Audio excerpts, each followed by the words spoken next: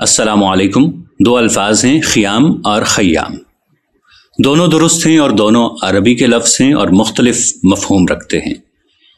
خیام یعنی خے کے نیچے زیر اور بغیر تشدید کے جمع ہے خیمے کی، گویا واحد تو خیمہ ہوا اور اس کی جمع خیام ہے یعنی بہت سے خیمے۔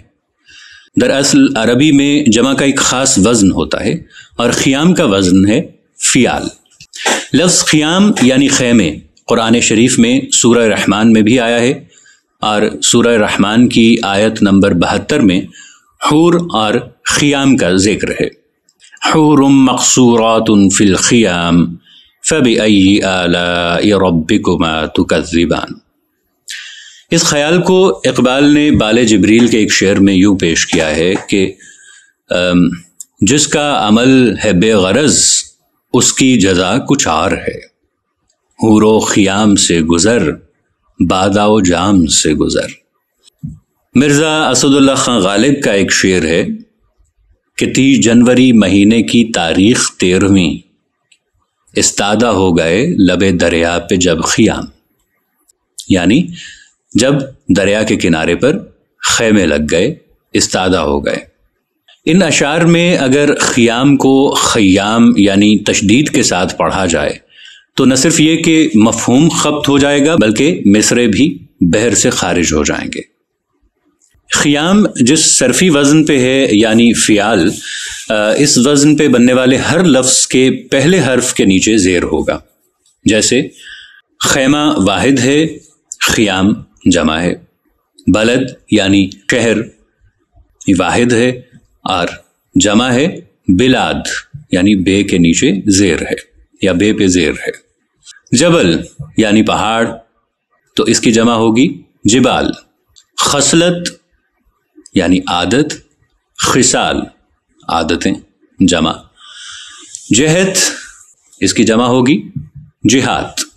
روضہ یعنی باغ، اس کی جمع ہوگی ریاض، یعنی رے زیر کے ساتھ ہے۔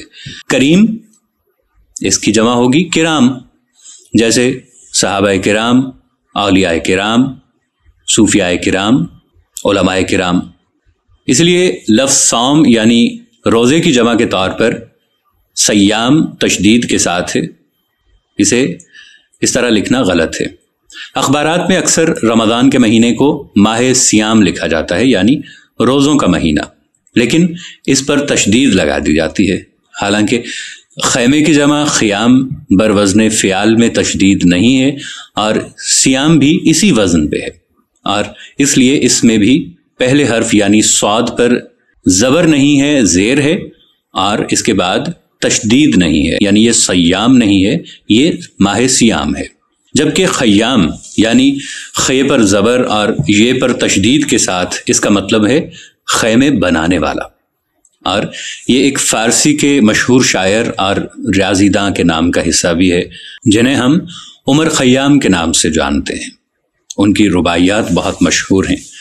عمر خیام کا اصل نام غیاث الدین ابو الفتح عمر بن ابن ابراہیم نیشا پوری تھا۔ ایک رائے یہ ہے کہ ان کے آباء و اجداد کا پیشہ جو ہے وہ خیمے بنانا تھا، اور اسی لیے ان کے والد کو ابراہیم الخیام کہا جاتا تھا، تاہم اس بات کی تصدیق پوری طرح نہیں ہو سکی ہے۔ یہ ضرور ہے کہ یہ شاعر خیام کے نام سے مشہور ہوئے، اور ممکن ہے کہ اس کی وجہ ان کا خاندانی پیشہ ہی ہو۔ یہاں ہم خیام کے وزن کی بھی بات کر لیتے ہیں۔ یہ فعال کے وزن پہ ہے، اور یہ وزن عربی میں صفت مبالغہ کے لیے آتا ہے۔ فعال میں پہلے حرف پر زبر اور دوسرے حرف پر تشدید ہے، لہٰذا اس صرفی وزن پر جتنے بھی الفاظ بنیں گے ان میں پہلے حرف پر زبر ہوگا اور دوسرے حرف پر تشدید ہوگی، اور اس میں کسی صفت کے زیادہ ہونے پر زور دینا مقصود ہوگا۔ جیسے ایک لفظ ہے حساس، بہت محسوس کرنے والا۔ اسی طرح سے ایک لفظ ہے حلاج، یعنی بہت روئی دھننے والا۔ اسی طرح سے ایک لفظ ہے سفاک، بہت خون بہانے والا، بہت ظالم۔ ایک لفظ ہے دجال، دجل سے دجال صفت ہے، تو دجال بہت جھوٹ بولنے اور فریب کرنے والا۔ اسی طرح ایک لفظ ہے حماد بہت زیادہ حمد کرنے والا، حماد۔ اسی طرح سے اللہ کے صفاتی ناموں میں سے ایک نام ہے، یعنی یہ صفت جب بنائی جاتی ہے تو دوسرے حرف پہ تشدید آئے گی، وہ کیا ہے؟ الجبار۔ مختصراً یہ کہ خیام اور خیام میں بہت فرق ہے۔ چلتے چلتے یہ بھی بتا دیں کہ جن اوزان کا ہم نے ابھی ذکر کیا ہے یہ صرفی اوزان ہے، اور شاعری میں جو وزن مستعمل ہے وہ عروضی اوزان ہوتے ہیں، اور دونوں میں فرق ہوتا ہے۔ ملیں گے ایک نئی ویڈیو کے ساتھ، تب تک کے لیے طاہر عبید چودھری کو دیجیے اجازت۔ اللہ نگہبان۔